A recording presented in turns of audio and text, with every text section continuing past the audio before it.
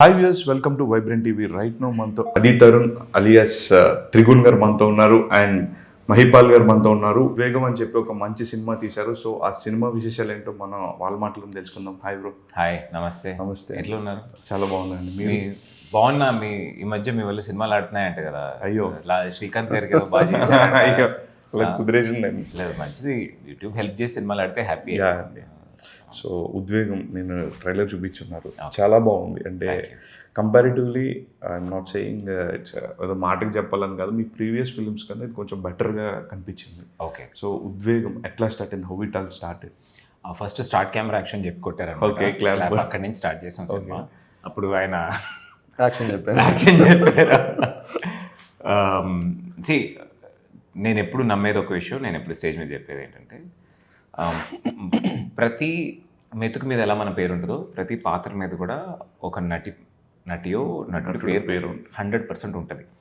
మనం అనుకుంటాం మనం ఏదో చేసిన గొప్ప అని. మనకి మనం వెతికి వెళ్ళే మన దారిలో, మన మజిలీకి చేరుకునే దారిలో వచ్చిన క్యారెక్టర్స్ మనం చేసుకున్నాం. మీరు చెప్పారు ప్రీవియస్ ఫిల్మ్స్ కన్నా ఇది బెటర్గా ఉంది. ప్రీవియస్ ఫిల్మ్స్ కన్నా ఒక బెటర్ స్క్రిప్ట్ వచ్చింది. ఇన్ఫ్యాక్ట్ నాకు ఆ ఫిల్మ్స్ బ్యాంక్ రోల్ చేయడానికి చాలా మంది ఉన్నారు. ఎందుకంటే అది దాంట్లో ఒక సాంగ్ ఉండింది, ఒక చిన్న గ్లామర్ ఉండింది, humour. There so many elements that are there. దీంట్లో కూడా it is there, but it is mostly court room drama. ఒక కోర్ట్ రూమ్ డ్రామాలో ఏంటి ఛాలెంజెస్ అంటే, పెద్ద కొత్తగా ఏం చేయలేము, జస్ట్ పర్ఫార్మెన్సెస్లోనే తీసుకుని రావాలి అండ్ రైటింగ్లో ఉండాలి. ఆయన వచ్చేటప్పుడే నాకు ఒక బౌండ్ స్క్రిప్ట్తో వచ్చారు. నాకు వచ్చినప్పుడు ఆయన 5th or 6th వర్షన్ తీసుకొచ్చారు. మేము షూటింగ్ చేసింది 9th వర్షన్ అనమాట. అండ్ యూజువలీ ఇస్తే మనకు సరే ఇది నేను కొంచెం మార్చి ఇక్కడ యాడ్ చేస్తా, ఇక్కడ తగ్గించుకుంటా, ఇదేమైనా దానికి అసలు ఛాన్స్ లేని ఒక స్క్రిప్ట్. ఓకే. వీడి క్వశ్చన్కి వాడి ఆన్సర్, దానికి ఒక అర్థం, దానికి ఒక పరమార్థం, దానికి ఒక counter. So it was like నేను ఫస్ట్ స్టేజ్లో థియేటర్ ప్లేస్ చేసేవాడిని. అలాగే సినిమాలోకి వచ్చాను. చెన్నైలో చదువుకునేవాడిని అనమాట కాలేజ్ అప్పుడు. చాలా ప్లేస్ చేస్తుంటే ప్రకాష్ రాజ్ గారు చూసి ఫస్ట్ ప్రొడక్షన్ ఆయనతో చేయడం అలా జరిగింది. సో నాకు after so many years theatre experience. Srikanth Iyengar గారు కూడా he's from theatre background. So మా ఇద్దరికి ఏంటంటే అసలు ఇట్లాంటి సినిమా ఫ్రీగా అడిగితేనే చేసేవాళ్ళం. పాపం ప్రొడ్యూసర్ గారు డబ్బులు ఇచ్చి. So it was war. ఆయనది ఒకటి ఉంటే ఏంటి ఇలా చేశాడని చెప్పి I had to push a little more. నేను పుష్ చేస్తే ఇటు కుర్రాడిని ఎడిట్ చేస్తున్నాడు అని చెప్పి ఆయన ఒకటి పుష్ చేశాడు. So that was there. మధ్యలో మా డైరెక్టర్ వెళ్ళిపోయారు అనమాట. No, and he enjoyed it. He's like కొట్టుకోండి, బాగా పర్ఫార్మ్ చేయాలి కదా, కావాల్సిన emotion. So verbal battle. So that is actually ఉద్వేగం. ఓకే. ఒక ఫిల్మ్గా ఇప్పుడు తెలుగు సినిమాలో చాలా చాలా పెద్ద స్థాయికి వచ్చేసాం. యూజువలీ ఎక్కడ మ్యూజిక్ గురించి మాట్లాడతారు, ఆ కంట్రీలో మ్యూజిక్ బాగుంటుంది, ఈ కంట్రీలో ఫుడ్ బాగుంటుంది, ఈ కంట్రీలో సినిమాలు బాగుంటుంది అంటారు. కానీ ఫస్ట్ టైం ఈ తెలుగు ఆడియన్స్ బాగుంటారు అన్నట్టు ఒక కాంటెంట్ ఏదైనా యాక్సెప్ట్ చేస్తున్నారు. కరెక్ట్ అన్న ఒక ప్లేస్కి వచ్చాము. So it gives a space to experiment content also. And I'm in such a comfort zone, not doing a very expensive film. బాగా ఖర్చు పెట్టేసి అక్కడి నుంచి Dummani 20. It is not my style. And I figured that the pen is always stronger then the సోడ్. కత్తి కన్నా ఎప్పుడు బల్పానికి ఎక్కువ పొదుగు ఉంటుంది కదా. That kind of a film is ఉద్వేగం. అలా స్టార్ట్ అయింది. అండ్ చాలా చెప్పేసి ఉన్నారు సినిమా గురించి అండ్ డైరెక్టర్ గారు. సో అసలు ఈయన మీ ఫస్ట్ చాయిసా లేకపోతే ఇంకెవరైనా అనుకున్నారా? జస్ట్ జనరల్గా ఒక రైటర్ ఒక స్టోరీ రాసేటప్పుడు మైండ్లో చాలా మంది యాక్టర్స్ ఉంటారు. ఈ త్రిగుణ్ ఈయన మీకు ఫస్ట్ చాయిసా లేకపోతే వేరే అనుకున్నారు? అంటే ఫస్ట్ యాక్చువల్గా స్క్రిప్ట్ రాసేటప్పుడు అయితే ఏ యాక్టరు చాయిస్ కాదు. అంటే ఎవరిని ఇండస్ట్రీ నుంచి ఎవరిని ఇమాజిన్ చేసుకొని రాయలేదు. But imagination is compulsory happens. Imagination అయితే జరుగుతుంటుంది ఎవరు. బట్ నాకు ఇమాజినేషన్ అంతా మా ఫ్రెండ్స్, నాకు తెలిసిన వాళ్ళు లాయర్స్ వీళ్ళే ఇమాజినేషన్లో ఉండేవాళ్ళు తప్ప యాక్టర్స్ ఎవరు నా ఇమాజినేషన్లో ఉండేవాళ్ళు కాదు. సో ఆఫ్టర్ ద స్క్రిప్ట్ నేను ఇంకా ఇప్పుడు ఎవరు మనకు ఆప్షన్ చూసినప్పుడు there is only few can look like them. ఎందుకంటే వాళ్ళు ఏం చేస్తారని మనకు తర్వాత తెలుస్తుంది. But few can look like them. అందులో నేను ఫస్ట్ సజెస్ట్ చేసింది ప్రొడ్యూసర్ గారికి, సార్ని. అండ్ ఇన్ ద ఫస్ట్ ఇన్స్టెన్స్లోనే అది ఓకే అయిపోయింది. ఇంకా వేరే ఆప్షన్ చూసుకోవాల్సిన అవసరం కూడా రాలేదు. అంటే నాకు ఒక పేరుంది ఇండస్ట్రీలో. ఏ స్క్రిప్ట్ అయితే చూసి చాలామంది అమ్మో మనకి ఇది ఎట్లా, దీంట్లో సాంగ్ లేదు, దీంట్లో ఫైట్ లేదు, అమ్మో దీనికి ఇట్లా పర్ఫామ్ చేయాలి అని ఉందో అవన్నీ యూజువలీ నా గడపకు వస్తాయి. అలా ఆయన రాగానే నేను హత్తుకున్నాను. స్క్రిప్ట్ చూడంగానే I saw that it was very unique, very different. ఇప్పుడు 20 ఏళ్ళ తర్వాత ఈ సినిమా ఎంత కలెక్ట్ చేసింది, ఈ సినిమా హీరో ఏ కార్లో వచ్చాడో గుర్తుపెట్టుకోరు. ఆ సినిమా మిగతా సినిమాల కన్నా ఎలా డిఫరెంట్గా ఉండింది, ఆ సినిమా మిగతా సినిమాల కన్నా ఎంత క్వాలిటీ ప్రొడ్యూస్ చేసింది అనేది గుర్తుంటుంది. మీరు దాని గురించి అన్నప్పుడు లైక్ వేరే సినిమాలో కూడా క్యారెక్టర్స్ చేయడం, ఒక లీడ్ యాక్టర్గా చేసినప్పుడు మనమే రీసెంట్గా మనమే అండ్ అలా చేయడానికి కూడా అదే ఇన్స్పిరేషన్ అంటారా లేదా? అంతే, జనరల్గా క్యాలిక్యులేషన్స్ ఉంటాయి కదా. అంటే యాక్చువల్లీ చాలా మంది స్ట్రాటజీస్, నేను ఫస్ట్ ఇనిషియల్ కెరీర్లో చాలా స్ట్రాటజీస్ చేసేవాడిని. కథ సినిమా అయిపోయిన తర్వాత తుంగభద్ర తర్వాత మనం ఇలా పొజిషన్ అయ్యి ఇలా అయ్యి ఈ యాక్చువల్లీ కళ అన్నది ఏంటంటే ఒక వరదలో కొట్టుకొచ్చే నది లాంటిదండి. మనం దాన్ని కాల్వాయి చేయలేము, సరేనా? మనం దాన్ని కాల్వాయి చేయడానికి ట్రై చేస్తే you will just make a plain thing. So ఆ వరదలో నదితో ప్రవహిస్తే మనం ఒక కళాకారుడుగా మనకు ఒక షేప్ వస్తుందని నాకు అర్థం అవడానికి కొంచెం టైం పట్టింది. సో ఇప్పుడు ఏంటంటే నేను అలా వరదలో కొట్టుకెళ్తున్నాను, మనమే అని ఒక అల వచ్చింది, ఒక బ్యూటిఫుల్ అల. డైరెక్టర్ నాకు చాలా క్లోజ్ ఫ్రెండ్ ఆయన, అండ్ శర్వాన్న నాకు యాక్చువల్లీ సీనియర్. జస్ట్ ఎల్లలో అమ్మ చెప్పిన తర్వాత మేము కథ చేసాం. ఓకే. సో నాకు ముందు చేసిన హీరో అనమాట. I was more than happy. దానికన్నా ఇంకా చిన్న రోల్లోనే వెళ్ళి చేసేవాడిని. So now I have taken those restrictions. In fact నా ఇప్పుడే ఒక సినిమా ఫినిష్ చేశాను నేను. విజయ్ సేతుపతి గారి సినిమాలో నేను ఒక మెయిన్ విలన్గా చేస్తున్నా. ఓకే. ఐ డోంట్ ఫైండ్ ఇప్పుడు ఆ బార్డర్స్ అలా తగ్గిపోతున్నట్టు అనిపిస్తుంది కదా. మీరు చెప్పినట్టు విజయ్ సేతుపతి గారు కూడా చాలా క్యారెక్టర్స్ చేస్తున్నారు. మోరోవర్ చాలా డైవర్సిఫైడ్ క్యారెక్టర్స్ యాక్టర్గా ప్రూవ్ చేసుకున్నారు. అంటే actually actors in a society don't play very major role. మాకు పెద్ద రోల్ లేదు. అంటే చాలా మందికి మేము ఇష్టం ఫాలో చేయాలనుకుంటారు, అంతా ఓకే. కానీ ఒక డాక్టర్కి సంబంధించి ఒక డాక్టర్ లైఫ్ని ఒక యాక్టర్ లైఫ్ని మీరు పక్కన పెట్టారంటే వాళ్ళు చేసిన సర్వీస్కి మాది nothing. Okay, we are entertaining you, మీ బాధను తొలగిస్తున్నాం. Of course I'm not saying, నా వృత్తికి నా రెస్పెక్ట్ ఉంది. కానీ ఇఫ్ యూ లుక్ ఎట్ ఇప్పుడు వరల్డ్ వార్ వచ్చేసింది, హాస్పిటల్ మూసేయాలి, థియేటర్లు మూసేయాలి, ఏది మోస్తాం? ఆబ్వియస్లీ థియేటర్లు మూస్తాం, ఎక్కడైనా చేస్తాం. So that is the importance of it. So I think we give ourselves too much importance. I'm just an actor, I want to fit in many roles. ఇప్పుడు ఇన్ఫ్యాక్ట్ ఈ రోల్ కూడా కొండలో ఇట్లాంటి ఒక లుక్ పెట్టాను అనమాట. So నాకు నాకు రామ్ గోపాల్ వర్మ గారు ఆ కాన్ఫిడెన్స్ ఇచ్చారు. నా ఫేస్లో జస్ట్ ఒక లవ్ స్టోరీ క్యూట్ది కాదు, ఒక చాలా serious and strong stable subject కూడా తీసుకెళ్ళచ్చు. ఇన్ఫాక్ట్ మీ తుంగభద్ర కూడా కొంచెం రగ్గడ్గానే ఉంటుంది. చాలా రగ్గడ్ ఉంటుంది. సో మహిపాల్ గారికి నేను చెప్పాను, సరే చేశాను, వేరే నాకు ఈ లుక్కే కావాలి, నాకు ఈ స్టర్న్నెస్సే కావాలి. I want the hair to be back, forehead కనిపించి, ఆ మీసం కనిపించి, దాంట్లో ఒక పర్టికులర్ లుక్ కావాలని. So you just surrender okay to the director's vision. Okay sir, you believe, I will definitely. అప్పుడే కొత్తది ఒకటి వస్తుంది. లేదంటే ప్రతి సినిమాలో నేను అలాగే కనిపిస్తాను. ఇన్ జనరల్గా లాయర్స్ కానీ ఇలా కొంచెం ప్రొఫెషనల్ క్యాండిడేట్స్ అందరూ కూడా క్లీన్ షేవ్లో చూపిస్తారు. సో మేము అట్లా చాలా రూల్స్ బ్రేక్ చేసాం ఈ సినిమా. ఓకే. గౌన్ లేపియలేదు. అంటే చాలా సినిమాలు ఏంటంటే ఈ పనికిరాని డీటెయిల్స్ బాగా పెడతారు, కరెక్ట్ గౌన్ వేసుకొని కరెక్ట్, కానీ దాంట్లో జరిగే విషయాలు చూపించరు. పాయింట్ ఉండదు. అంటే ఇప్పుడు డాక్టర్ పర్ఫెక్ట్ గెటప్లో వస్తాడు, కానీ సారీ అండి పేషెంట్ని కాపాడలేకపోయాం అన్నట్టు. So here we wanted to break those rules in ఆ సినిమాటిక్ లిబర్టీ తీసుకోవాలనుకున్నాం. ఈ కాస్ట్యూముల్లోనూ ఫ్రేమ్లింగ్, ఆ ప్రాసెస్, కోర్టులో ప్రాసెస్ ఎలా జరుగుతుంది, లాన్ ఎలా పాటిస్తారు, ఏది కరెక్ట్ ఏది తప్పు, ఆ విషయాలు చాలా కరెక్ట్గా ఫాలో అయ్యాయి. That we wanted to bring in realism and we wanted to dramatize this little. Correct. But చిన్న కరెక్షన్ ఏంటంటే ఈవెన్ డ్రామాలో కూడా కొన్ని ఇనాక్యురసీస్ పెట్టాం, procedural inaccuracies, but they are deliberate. తెలియని వాళ్ళు ఏమనుకుంటారు, ఇది మిస్టేక్, ఇది ఇట్లా జరగదు, ఇది కాదు ప్రొసీజర్ అనుకుంటారు, కానీ బట్ దోస్ వర్ డెలిబరేట్ ఇనాక్యురసీస్ కొంచెం డ్రామటైజ్ చేసుకోవడం కోసం పెట్టింది అనమాట. In fact it doesn't deviate the actual procedure. జనరల్గా కోర్ట్ రూమ్ డ్రామాస్ అనేసరికి కంపారిజన్ వచ్చేస్తుంది. అంటే ఇప్పుడు మనం చూసుకుంటే చాలా సినిమా అంటే అందరికీ తెలుస్తుంది, లైక్ మలయాళం సినిమాలు చూసినారు, తమిళ్ చూసినారు, కన్నడ, డిఫరెంట్ లాంగ్వేజెస్ నుంచి అందరూ అన్ని సినిమాలు చూస్తున్నారు జస్ట్ బికాజ్ ఆఫ్ ఓటీటీ.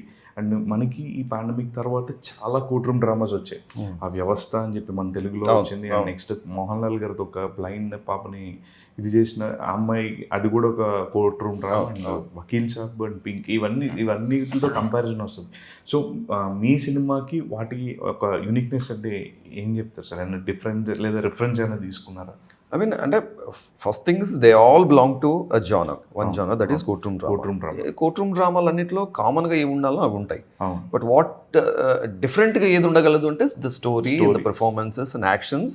వీటన్నిటికి మించి ది అండర్లైన్ కాన్సెప్ట్ ఏం చెప్తున్నాం అనేది మాత్రమే డిఫరెంట్గా ఉండగలుగుతుంది and they are actually different and very unique కూడా. అవును, ఒక 2 hours ఆఫ్ సినిమాలో దాదాపు ఒక 1 hour కోర్ట్ రూమే నడిచేటట్టు ఉంది కదా. ట్రైలర్ చూస్తుంటే చాలా more than 1 hour actually. More than ఒక 1 hour ఒక ఆడియన్ని ఒక పర్టికులర్గా ఎటు పోదు, జస్ట్ ఒక వాళ్ళ కాన్వర్జేషన్స్ మధ్యనే నడపాలి. అవును, ఎంత టఫ్ ఛాలెంజ్ అంటే దానికి చాలా బ్యాక్గ్రౌండ్ చాలా టఫ్ ఛాలెంజ్. ఈ విషయం ఖచ్చితంగా యాక్చువల్గా మెన్షన్ చేయాల్సిన విషయం, ఎందుకంటే కోర్ట్ రూమ్ డ్రామా లాంటి వాటిలో the most toughest challenge is to show the court room entertaining. Entertainment court రూమ్లోనే ఉండదు. చాలా కోర్ట్ రూమ్ డ్రామాలు మీరు చూసుకుంటే కోర్ట్ రూమ్ సీన్సే చూడడానికి టఫ్గా ఉంటాయి. ఎందుకంటే అది ఓన్లీ ఒక పర్టికులర్ సెట్ ఆఫ్ ఆడియన్స్కి మాత్రమే అపీలింగ్ ఉంటుంది, వాళ్ళు మాత్రమే ఇష్టపడతారు, ఇట్లా చాలా ఫ్యాక్టర్స్ దాంట్లో ఉంటాయి. కానీ ఈ సినిమాలో మాత్రం ద కోర్ట్ రూమ్ డ్రామానే the most entertaining part of the movie. Okay, ఎందుకంటే అంత దాన్ని ఛాలెంజింగ్గా తీసుకొని రాసామన్నమాట. అది ప్లెయిన్గా ఉండకూడదు, లాట్ ఆఫ్ ఎమోషన్స్ ప్లే అవ్వాలి, లాట్ ఆఫ్ డ్రామా ప్లే అవ్వాలి, అట్ ద సేమ్ టైం ఇన్ఫర్మేటిక్గా ఉండాలి, అట్ ద సేమ్ టైం నేను ఇందాక చెప్పింది it's a verbal battle ground. ఆ ఫీల్ రావాలి, ఆ verbal it's a battle ground అనే ఫీల్ రావాలి. సో అదంతా we are able to achieve, it's very successfully achieve. అది మీరు స్క్రీన్ మీద చూస్తే మీకు అర్థం. బ్యాక్గ్రౌండ్ మ్యూజిక్ కూడా కీ రోల్ ప్లే చేస్తుంది అంటే ఈ వీటి దగ్గర. సో బ్యాక్గ్రౌండ్ మ్యూజిక్ గురించి సార్ నేను just want to interrupt here. ఇప్పుడు రీసెంట్గా శివకార్తికేయన్ తమిళ హీరో ఉన్నాడు కదా, చాలా పాపులర్ హీరో, ఆయన ఒక సినిమా ప్రొడ్యూస్ చేశాడు సార్, కొట్టుకాలి అని ఒక సినిమా. కొట్టుకాలి అది బర్లిన్ ఫిల్మ్ ఫెస్టివల్లో it won something. It's releasing here మలయాళంలో అన్నదని చాలా good cast they put it. There is no music director in the film. Okay. Only sound effects. They made a whole film without no music. Background score is important.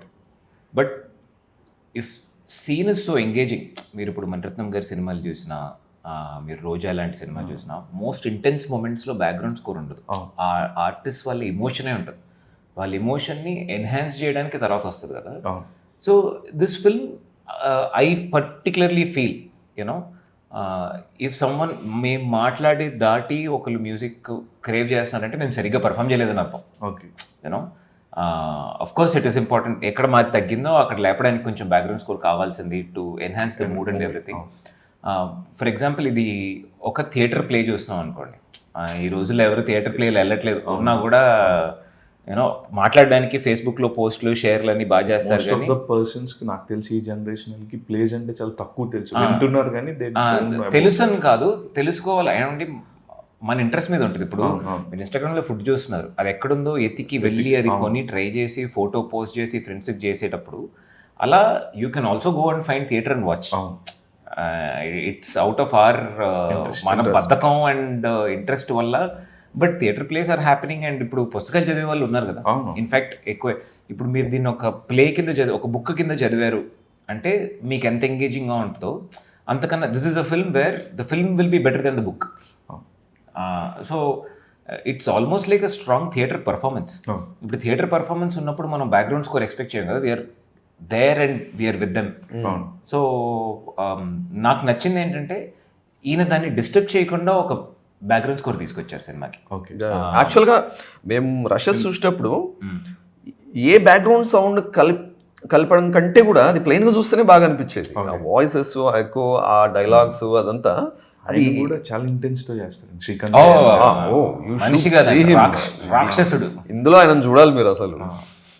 That is out standing performance. ఇందులో అందరూ ఇందులో మీరు even the smallest character తీసుకోండి, they gave there best.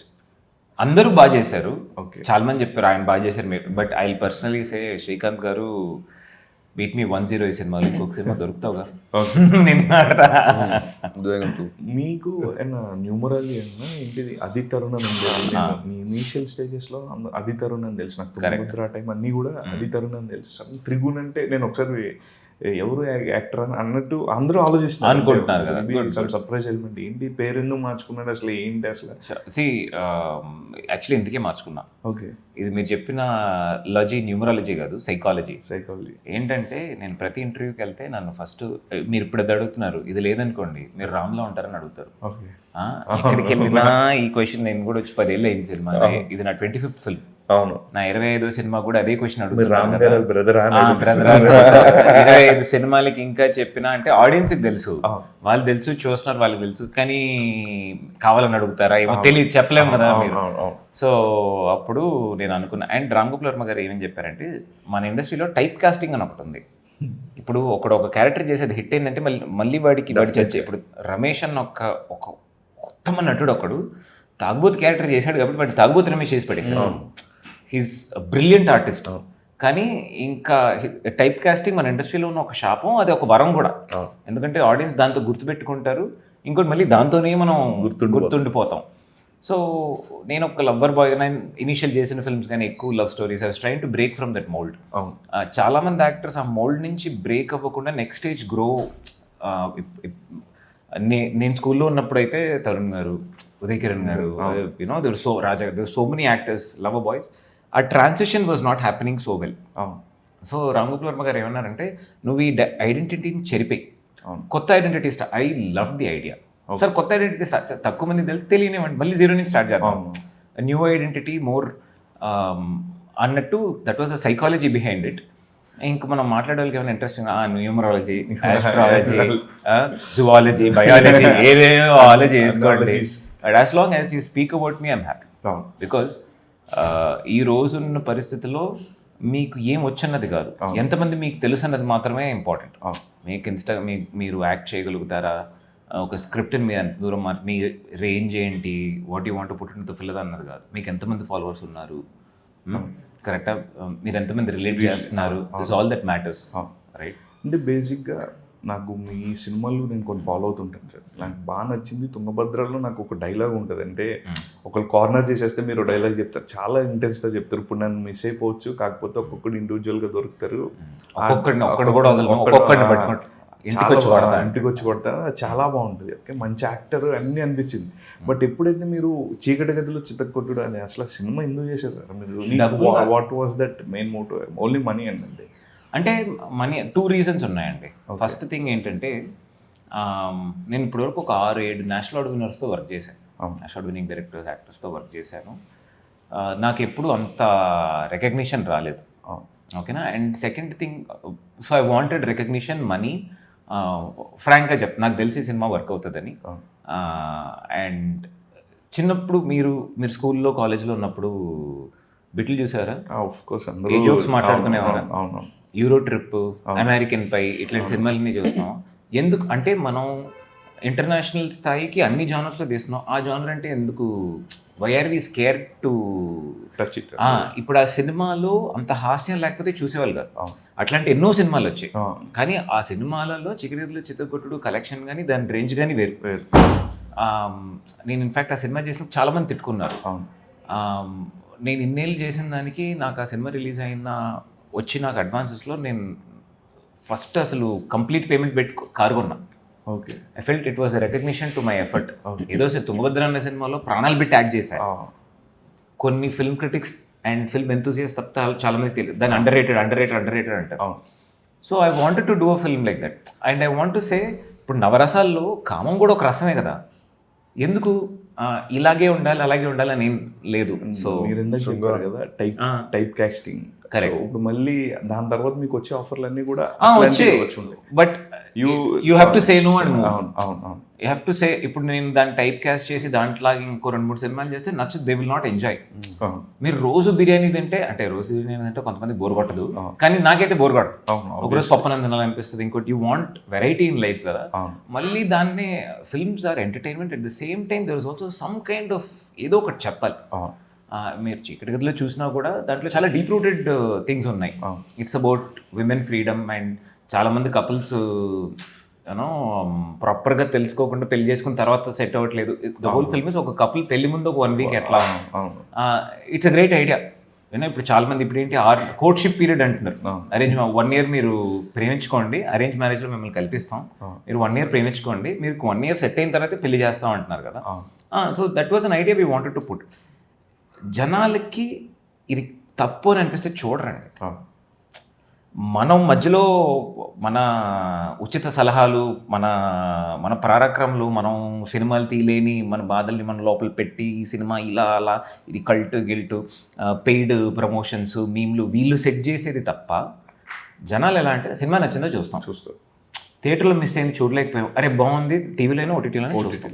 లేకపోతే నేను ఇన్ని రోజులు నా 25th ఫిల్మ్కి వచ్చేవాడినే కాదు. నా పెట్టుబడి ఆ నమ్మకం ఒకటే, తప్పు చేస్తే వాళ్ళే చెప్పించి కొడతారు, మనకు తెలిసిపోద్ది సినిమా సెలెక్షన్ రిజల్ట్ బట్టి తెలిసిపోద్ది. So sincere effort. నాకు ప్రతి film is like my last film.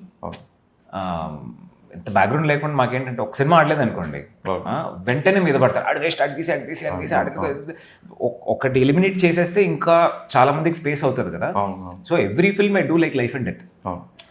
Life and డెత్లో నేను సాంగ్స్ లేకుండా లవ్ ట్రాక్ లేకుండా, ఇన్ఫ్యాక్ట్ దీంట్లో you know I said sir start నుంచి ఎండ్ వరకు ఒక స్క్రిప్ట్ మీద చేద్దాం, యాక్టింగ్ మీద నమ్మకం పెడదాం, ఒక పర్ఫార్మెన్స్ మీద పెడదాం, audience will be the judge.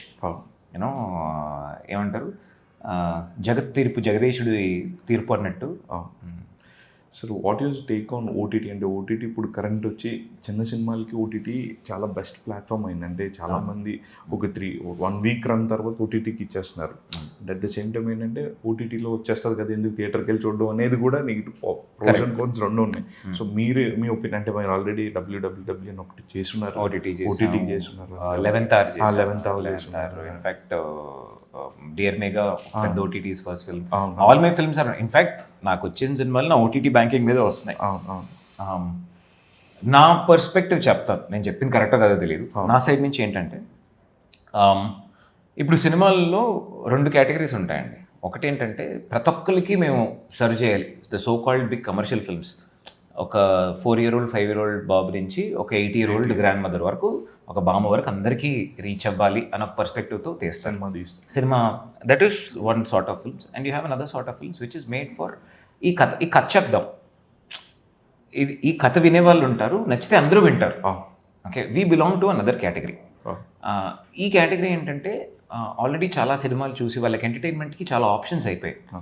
ఇప్పుడు మీరు ఈరోజు ఉన్న ట్రాఫిక్లో, ఈరోజు హైదరాబాద్లో ఉన్న ట్రాఫిక్లో నేను ఒక థియేటర్కి వెళ్ళి చూడాలి అంటే ఆ సినిమాలో నాకు నేను పెట్టే ఆ 2,000-3,000 రూపాయలకి if I'm going with my family, నాకు దాంట్లో ఎక్సైటింగ్ వాల్యూ ఉండాలి, దాంట్లో ఎంటర్టైనింగ్ కాదు ఎక్సైటింగ్ కూడా ఉండాలి. అంటే ఈ సినిమాకి వెళ్తున్నాను నేను పోస్ట్ చేయాలి, అరే చూసా ఆ సినిమా చూసా, రిలీజ్కి ఉన్నంత గొప్ప విషయం కూడా కొత్తగా వచ్చే సినిమాలకి లేవు. ఇట్స్ లైక్ నాకు ఆల్రెడీ పుట్టిన కొడుకుని బాగా చూసుకుంటాను, కొత్తగా పుట్టే కొడుకుని అవాషన్ చేస్తాను అన్నట్టే.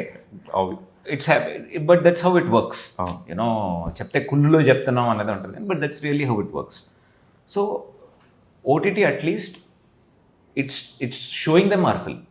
యూనో మాకు అంత డిస్ట్రిబ్యూషన్ పవర్ లేదు, అంత మార్కెటింగ్ పవర్ లేదు. At least the films we make, the people who want to sit and watch at home, they're able to watch it. There is 30% audience వాళ్ళు బయటికి వెళ్ళాలనుకోవట్లేదు, వాళ్ళు ఇంకొక డిఫరెంట్ స్క్రిప్ట్ కావాలంటున్నారు. రెగ్యులర్ నాకు అదే డ్యాన్స్, అదే నడుము, అదే ఫైట్ ఇట్లా కొడితే 10 మంది నాకు అది వద్దు, I want watch something else అని వాళ్ళు ఓటీటీలో చూస్తున్నారు. సో డెఫినెట్గా ఈ చిన్న సినిమాలకి OTT it's a great place, because we really can't, we're not finding theatres. చిన్న సినిమాలు నీకు థియేటర్ లేవు, చిన్న సినిమాలు నీకు పబ్లిసిటీ ఎక్కువ, చిన్న సినిమాలో నువ్వు అదే టికెట్ మీద అమ్ముకోవాలి. ఫస్ట్ ఆఫ్ ఆల్ వస్తాడా లేదో తెలియదు రాను. And it's not commercial, we don't show any boobs. Okay, ఇట్లాంటి సినిమాలు తీస్తున్నాం, బూబ్స్ చూపిస్తాలని థియేటర్కి పిలిపిస్తానేమో నువ్వెందుకు చూపించావు, నువ్వెందుకు ఆ చీప్ సినిమా చేసావు అని అడుగుతున్నా. చేయకుండా ఎలా చేస్తున్నావు, రావట్లేదు. So for something like this I think OTT is the one place which is, ఈరోజు సినిమా ఇంకా బతుకుతుంది, మాలాంటి చాలామంది యాక్టర్స్ ఉన్నారంటే దానికి ఒక main reason is OTT and satellite.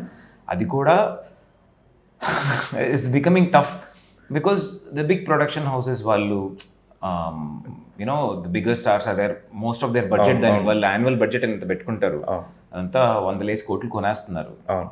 So it's getting tough for lubricant films. శివాజీలో డైలాగ్ ఉంటుంది కదా, the rich gets richer and the poor gets poor. Big films get bigger, small films get smaller. Okay, so 25 films చేస్తున్నారు and almost ఒక మంచి journey 2009 నుంచి 2024 వరకు ఒక journey చూసేశారు. అండ్ ఆల్మోస్ట్ అప్స్ చూశారు and at the same time down చూస్తున్నారు. చాలా బ్యాడ్ ఎక్స్పీరియన్సెస్ కూడా తగిలి ఉంటాయి. అండ్ ఇంత జర్నీలో మీరు నేర్చుకున్నది ఏంటి? అండ్ మీరు ఎవరైనా కొత్త ఆర్టిస్టులు బ్యాక్గ్రౌండ్ ఇండస్ట్రీకి రావాలనుకున్న వాళ్ళకి మీరు సజెస్ట్ చేసేది ఏంటి అసలు? పవన్ కళ్యాణ్ డైలాగ్ చెప్తా. చెప్పండి. కళ్యాణ్ గారి డైలాగ్ నా ఫేవరెట్. ఆశ ఉన్నోడికి ఓటమి గెలుపు ఉంటుంది, ఆశ ఉన్నోడికి అవి ఉండవు, వెళ్ళిపోవడమే. Straight forward. సో మీరు సినిమాల్లోకి నేను ఆస్తులు, డబ్బులు, కార్లు ఇవన్నీ సంపాదించేస్తానని వచ్చారంటే మీరు గెలుస్తారు లేదో నేను చెప్పలేము. కానీ ఈ కళకి, నాకు ఈ కళ అన్నది నచ్చింది, నాకు ఇది చేసేటప్పుడు నాకు ఒకటి అనిపిస్తుంది. Because art makes human more human. మృగాన్ని నుంచి మనిషిని చేసేదే కళే. నాకు ఆ కళ నచ్చింది చేస్తున్నారంటే ఏదో ఒక రోజు మీకు అది అసలు వదలదు. That sincerity will keep you going. హిట్లు రావచ్చు, ఫ్లాప్లు రావచ్చు, డబ్బులు ఉండొచ్చు, ఉండకపోవచ్చు, మీరు ఎదుగుతూనే ఉంటారు. మీకు ఒక రోజు వస్తుంది. దట్ ఈస్ మై, నేను నాకు రోజు చెప్పుకునేది. ఓకే. సో దాన్ని మనం సెల్ఫ్ మోటివేట్ చేసుకుని డెఫినెట్లీ. మీరు చెప్పినట్టు అప్స్ కన్నా డౌన్స్ ఎక్కువ. 95% will be downs, only 5% ups will be there.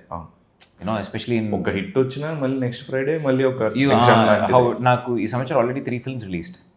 Okay, all the 3 films are on OTTs, all the 3 films sold. But this film also has to do well for me to survive. డెఫినెట్గా. 3 సినిమాలు వచ్చాయి కదా, already work అయ్యింది. 4వ సినిమా, I'll have to make this also work. I'll have to make I have next 2 more films coming. I have to make those also work. Very cautious. That's how it is. It's one Friday story. Yeah. So మీరు as a డైరెక్టర్గా ఉద్వేగం cinema చేసేటప్పుడు అట్లా ఎలా sir me state of mind? అది ఎన్నో సినిమాలు వస్తున్నాయి, అసలు వాట్ ఆడుతుందా లేదా, చాలా డౌట్స్ ఉంటాయి. అండ్ వాటిని అన్నీ మీకు మీరే ఆన్సర్ చేసుకోవాలి. ఫస్ట్ ఆఫ్ ఆల్ మీరే ఇది రాశారు, ఇక్కడ ఈ పాయింట్ దగ్గర గ్యారంటీకి క్వశ్చన్ రేజ్ అవుతుంది అని మీరు అసలు ఎట్లా చేసుకున్నారు సార్ మిమ్మల్ని మీరు? అంటే ఆడుతుందా లేదా, ఇది వర్క్ అవుతుందా లేదా అనేది నాకు తెలిసి ఎవరూ చెప్పగలిగిన విషయం కాదు అది. సో మనం ఒక నమ్మకంతో ముందరికి వెళ్ళిపోవడమే. కాకపోతే ట్రెండ్స్ని అబ్జర్వ్ చేయడం.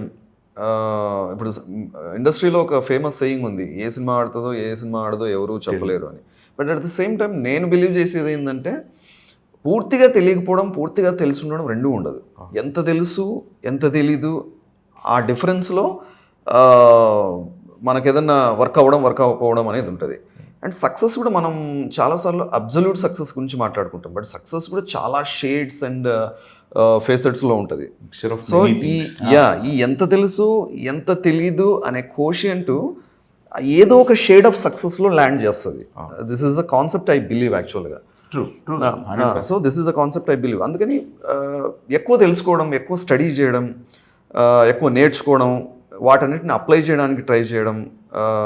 సో వీటిని అప్లై చేస్తూనే రైటింగ్లో ముందరికి వెళ్ళిపోయాను. చాలాసార్లు రాసేటప్పుడే ఇది వస్తుంది. నేను సార్ అన్నట్టు 4th వర్షన్ సార్కి వినిపించింది. ద ఫస్ట్ వర్షన్ నేను ఒకరికి చెప్పేటప్పుడు అంత కంప్లీట్ అయిపోయిన తర్వాత ఒకరికి చెప్పేటప్పుడు సగం చెప్పేటప్పటికి నాకే బోర్ వచ్చేసింది. నాకు బోర్ వచ్చేసింది. నో ఇట్ వోంట్ వర్క్ అని మళ్ళీ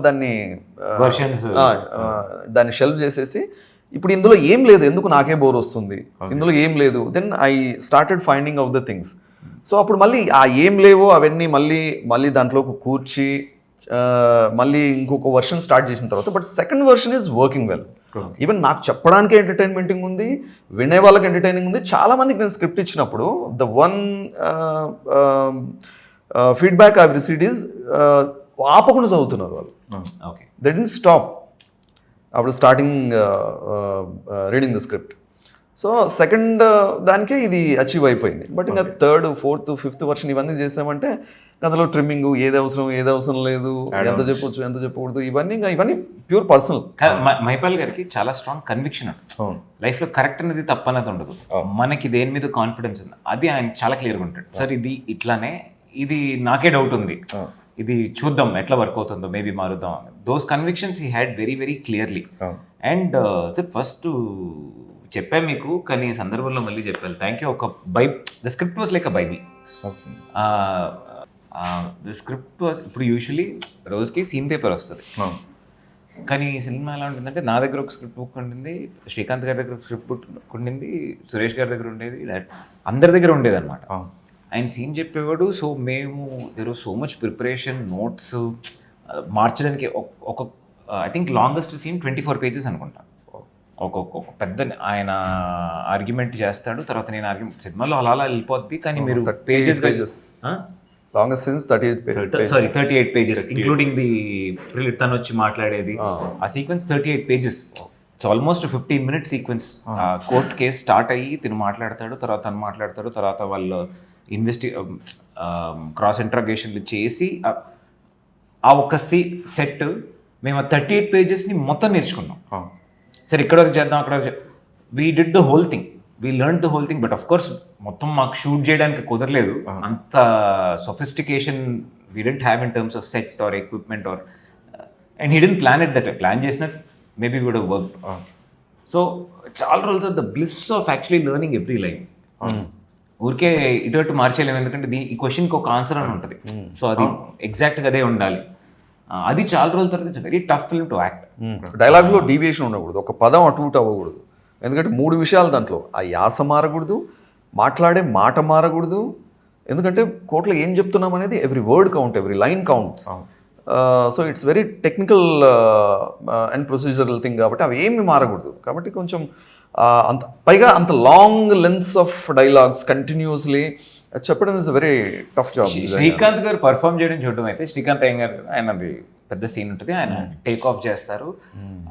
ఒక 4 pages ఆయన క్లోజింగ్ ఉందంటే ఒక 1.5-2 pages దగ్గర ఒక చిన్న లైన్ వదిలేస్తాడు. అని చెప్పి మొత్తం లెట్స్ స్టార్ట్ అగైన్ అని చెప్పి మళ్ళీ ఆయన ముందు నుంచి సరే పర్లేదు నో ముందు నుంచి స్టార్ట్ చేద్దాం అని చెప్పి ఆయన ఫుల్ ఫెరాసిటీతో. ఇట్స్ లైక్ వాచింగ్ వన్ ఒక చూస్తే కోర్టు నోట్తో కొట్టుకుంటాం కానీ బాక్సింగ్ మ్యాచ్లో ఉండేది. Boxing cage 3 minutes of continuous dialogue ఒకసారి చెప్పేసినాడు సార్ ఆ monologue. In the first attempt లో అసలు అది అందరు ఇట్లా చూస్తూ ఉండిపోయినారు. మొత్తం చెప్పేసినాడు 3 minutes లెంత్. లాస్ట్ లో పోయింది. నేనేం చేశానంటే ఆయన పర్ఫామ్ చేస్తే నేను కూర్చోవాలి కదా, కూర్చొని నా ముందు ఫైల్ ఉన్నాయి. ఆయన పర్ఫామ్ చేసినప్పుడల్లా నా డైలాగులు మళ్ళీ నేర్చేసుకుంటున్నాను అనమాట. సో ఆయన చెప్పిన తర్వాత నేను రావాలి. So I had time to revise my dialogue. ఆయన ఫినిష్ చేసిన నేను వెళ్ళి టక్టగా చెప్పేశాను. ఆయన మన వదిలేం వీడేంటి ఇట్లా. So yeah it's I hope ఆయన ఆ వీడియోని కూడా రిలీజ్ చేయాలి ప్రమోషన్ వీడియో. వన్స్ BTS నాకు తెలిసి అంత లెంతీ డైలాగు అంత ఇన్ ఆన్ వన్ గో. ఎందుకంటే లాస్ట్ లో ఇఫ్ ఇట్ ఈస్ 3 minutes ఆ స్టటరింగ్ హ్యాపెండ్ అట్ 2.9999 దగ్గర ఎక్కడో ఆగింది అంతే. It was such a beautiful shot అది. రాజమౌళి గారు ఒక వర్డ్ చెప్పారండి, నా సినిమాలో విలన్ క్యారెక్టర్ చాలా హై ఉంటుంది, అప్పుడే హీరో క్యారెక్టర్ బాగా ఎలివేట్ అవుతుంది అన్నట్టు. డెఫినెట్లీ మన ఆపోజిట్ లో ఉన్న యాక్టర్ ఎంత బాగా పర్ఫామ్ చేస్తే మనం అంత బాగా రియాక్ట్ అయ్యేది. 100%. అంటే చాలా సార్లు ఎస్పెషల్లీ భాష తెలియని యాక్టర్స్తో యాక్ట్ చేసేటప్పుడు యూజువలీ హీరోయిన్స్ వాళ్ళు మేము అని చెప్పి వెళ్ళిపోతారు. చాలా కష్టం అది దాటి కూడా మేము ఎమోట్ చేయాలి, అది మా జాబ్. బట్ పక్కన ఉన్న వాళ్ళు కూడా చేసేటప్పుడు మనకు ఒక you get in to the mood, there is so much that you can do. And మా సీన్స్ లేనప్పుడు కూడా ఆయన వెనకాల నుంచి కౌంటర్లు ఇచ్చేవాడు. ఆయన కూర్చునేవాడు, ఈ వెళ్ళిపోయాడు కదా, ఆయన సెట్ పక్కకెళ్ళి సిగరెట్ కాల్చుకొని కొట్టేసి వచ్చి కాదు ఇది ఇట్లా చేద్దాం, నువ్వు అది నేను ఇక్కడి నుంచి నీ కౌంటర్స్ గట్టిగా చెప్పు.